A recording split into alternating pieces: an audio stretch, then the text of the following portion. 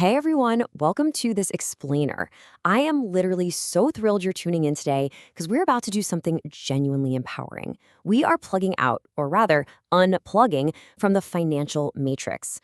For so many of us, the world of money, well, it just feels like this closed door VIP club with its own secret language, right? But today, we're ripping those doors right off the hinges. We're going to learn the actual rules of the financial game by breaking down the core concepts that dictate your wealth. So get ready, because once you see how the system really works, you absolutely cannot unsee it. Now picture this. Imagine you just had a seriously grueling month at work. You've been slaving away, flipping burgers, doing everything right, and you're expecting a solid $2,000 on your paycheck. But you open your banking app and you only got, what, $1,456?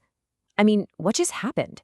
Your hard-earned money was quietly swept away by these invisible forces right before it even reached your hands. Today, we're dragging those invisible forces right out into the light. Okay, let's dive into this. Here's our roadmap for demystifying things today. 1. The reality of money. 2. The cost of civilization. 3. The system's middlemen. 4. The silent engines. And finally, 5. Winning the financial game.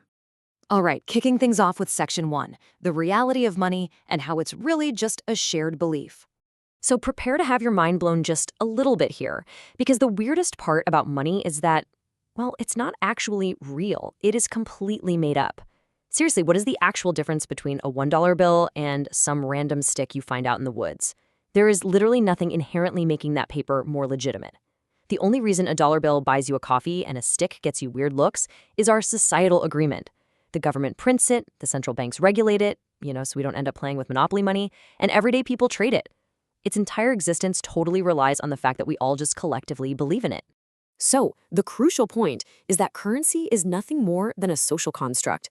It is built entirely on shared belief and trust. Honestly, if that trust breaks, that dollar bill goes right back to being just as useless as that stick in the woods. Trust is the invisible foundation holding up the whole shebang, the entire global economy. And that brings us right to Section 2, the cost of civilization, or why the government always takes a cut. Okay, so taxes, they are the very first invisible force attacking your paycheck. But before we get too riled up at the system, it really helps to reframe what taxes actually are. They're basically the price we pay to have paved roads, funded schools, and health inspectors making sure your favorite taco truck isn't infested with rats. The government takes a cut pretty much everywhere. You've got income tax on the money you make, sales tax on the stuff you buy, and capital gains tax on the money your investments make while you sleep. Then there's Social Security, which is basically forced retirement savings, and Medicare for older, sick individuals. And then, oh man, there's the great modern ritual of tax filing. The government already knows exactly what you owe, but they make you play this high-stakes guessing game anyway. If you win, great. If you lose, well, you might end up starring in a true crime documentary. Moving right along to Section 3, the system's middlemen. We're talking banks and credit scores. Let's talk about where your money actually lives. When you hand your cash over to a bank teller, it doesn't go into some giant cartoonish vault guarded by a fire-breathing dragon. Banks are not vaults, they are matchmakers. This operates on something called fractional reserve banking.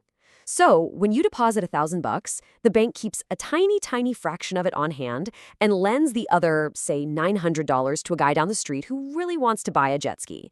They make their profit by charging the jet ski guy a way higher interest rate than they pay you for holding your deposit. Now, I know what you're thinking. Hearing that your bank just gave your hard-earned cash to a guy buying a jet ski sounds terrifying, right? Especially if everyone decides to ask for their money back at the exact same time, like a classic 2008-style bank run. But you can breathe easy. The government actually insures your individual bank deposits up to $250,000. So your money is perfectly safe. But here's the kicker. Banks don't just hold your money, they also judge you. Enter the credit score. It's this sort of shadowy algorithm ranging from 300 to 850. If you're sitting below 580, you're basically a walking red flag to lenders. But if you're rocking over 750, you absolutely sparkle with adult credibility. I really love this quote. Your credit score is like a pet dog. Ignore it, and it poops all over your life. It's so true. Just keep in mind, this 3-digit number does not measure your actual wealth. Not at all. It measures your trustworthiness to lenders. It looks at your payment history, how much of your available credit you're using, and the age of your accounts. You could literally have zero debt and millions in the bank, but if you have no credit history, you'll still have a trash score. It's a rigged game, for sure, but once you know the rules, you can totally play to win. All right, let's step into section 4, the silent engines. These are the hidden forces constantly acting on your money. Now, what's really interesting about this is that even when your money is just sitting there, it's not actually resting. There are constant, invisible forces acting upon it 24/7. Take interest, for example. There's a huge difference between simple and compound interest. Simple interest is just a flat fee for borrowing money. Easy enough. But compound interest, that's when your money literally creates clones of itself, and then those clones start demanding rent too. If it's working against you on, say, a credit card, a $12 burrito can quickly compound into a $50 regret. But if it's working for you in an investment, $100 duplicates into $200, then $400. It multiplies your wealth like a literal cheat code. The next silent engine we got to talk about is inflation. Now, this isn't some sudden, explosive event. It's more like a slow, quiet erosion. It's exactly why your $5 bill still looks the same as it did a few years ago, but suddenly buys way fewer packs of instant noodles. Now, it's worth noting that a predictable inflation rate of around 2% is actually totally normal. It's a sign of a healthy economy. But why does inflation even happen in the first place? Well, the core cause is usually just too much money chasing too few goods. Think about it. If 2,000 people have cash and all want a $500 TV, but the store only has 1,000 TVs, well, the store is just going to raise the price to $800. When inflation spikes way too high like that, the government has to step in and raise interest rates. This cools the economy down by making it harder for people to borrow money. And sometimes, that cooling off goes just a little bit too far, and we hit a recession. That's basically a decline in the economy lasting at least 6 months. Think of the economy like this massive, raging party. You've got the boom phase where everyone's dancing and having a great time. Then you hit the peak. But eventually, the bust hits. The lights flicker, reality sets in, and suddenly the DJ is just playing sad lo-fi beats while companies downsize. It's painful, absolutely, but it's really just the natural reset phase of the whole economic cycle. Okay, we made it to section 5, winning the financial game. This is where we talk value, investing, and time. So we've seen the traps, we've seen the rules. Now, this is where we take the power back. To build real wealth, you first have to deeply understand value. Think about an average, boring gray rock versus a shiny yellow rock, gold. Gold isn't inherently worth more to the universe. It's just perceived as more valuable by humans.